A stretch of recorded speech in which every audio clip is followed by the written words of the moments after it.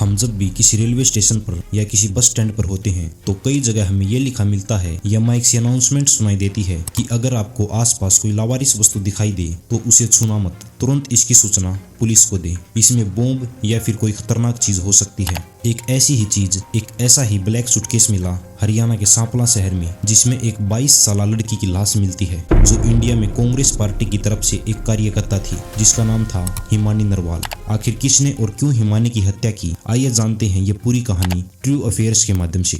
तारीख 29 फरवरी 2025। इस दिन हरियाणा के सांपला शहर में बस स्टैंड के पास से गुजर रहे एक आदमी की नजर एक सूटकेस पर पड़ती है जो साइज में काफी बड़ा था और उसका रंग काला था। उस आदमी ने तुरंत पुलिस को कॉल की और इस सूटकेस के बारे में बताया। थोड़ी देर बाद पुलिस वहां पर पहुंची और पुलिस ने जब उस सूटकेस को खोला तो सब हैरान हो गए क्योंकि उसमें एक लड़की की लाश थी जिसे जैसे तैसे करके सूटकेस में फंसा रखा था। बॉडी की जांच करने के बाद पता चला कि ये लाश 22 साल की लड़की हिमानी नरवाल की है जो कांग्रेस की कार्यकर्ता थी जो राहुल गांधी की भारत जोड़ो यात्रा में भी उनके साथ थी। इसके बाद पुलिस ने अपनी जांच शुरू कर दी और जहां बॉडी मिली थी उसके आसपास पूछताछ शुरू कर दी, लेकिन वहां से पुलिस को कोई सुराग नहीं मिला। 12 साल पहले हिमानी के परिवार में 5 मेंबर थे। हिमानी के पिता शेर सिंह जो बीएसएफ में थे। इनकी माताजी का नाम सविता देवी है। साल 2012 में किसी ने हिमानी के बड़े भाई की हत्या कर दी थी और बड़े भाई की मौत के बाद इनके पिता डिप्रेशन में चले गए और बेटे की मौत के 2 साल बाद उन्होंने भी खुदकुशी कर ली। अब हिमानी के परिवार में केवल 3 मेंबर थे,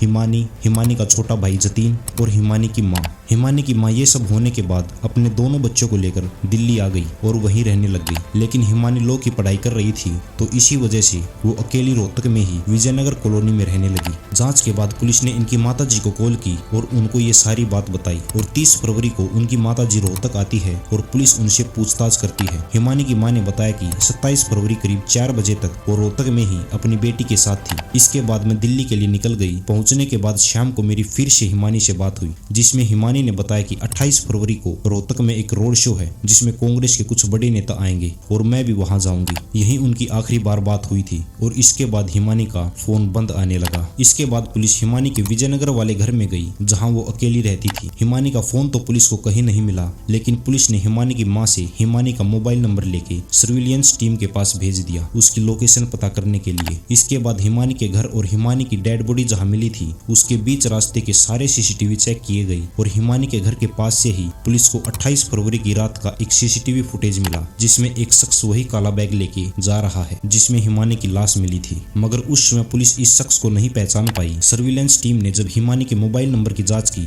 तो उनको हिमानी की कॉल हिस्ट्री में से एक नंबर पर शक हुआ क्योंकि 27 और 28 फरवरी के दिन उस नंबर की लोकेशन हिमानी के घर की ही थी और इसके साथ ही जहां हिमानी की लाश मिली थी उस जगह पर भी उस नंबर की लोकेशन मिली। जब इस नंबर की जांच की गई तो पता चला ये नंबर किसी सचिन नाम के लड़के का है जो हरियाणा के ही झज्जर का रहने वाला है। इसके बाद पुलिस की एक टीम सचिन को ढूंढती हुई झज्जर गई। सचिन की एक मोबाइल की शॉप थी जो उस समय पुलिस को बंद मिली। सचिन शादीशुदा था और उसके 2 बच्चे थे। जब सचिन का नंबर ट्रेस किया गया तो उसकी लोकेशन दिल्ली बताई गई। पुलिस की एक टीम दिल्ली गई और सचिन को गिरफ्तार कर लिया। इसके बाद पुलिस उसे रोहतक लेके आती है और उससे पूछताछ करती है। सचिन ने बताया कि सोशल मीडिया के जरिए करीब 1.5 साल पहले हिमानी की मुलाकात सचिन से हुई थी। इसके बाद टाइम बीतता है और ये दोनों अच्छे दोस्त बन जाते हैं। 27 फरवरी को जब हिमानी की मां दिल्ली चली जाती है उसके बाद हिमानी सचिन को कॉल करके अपने रोहतक वाले घर में ही बुला लेती है और सचिन वहां आ जाता है। 27 और 28 फरवरी तक दोनों साथ थे, लेकिन 28 फरवरी की शाम को किसी बात को लेकर इनका झगड़ा हो जाता है और सचिन मोबाइल के चार्जर से हिमानी का गला घोट देता है और हिमानी की मौत हो जाती है। इसके बाद उसने हिमानी की अंगूठी और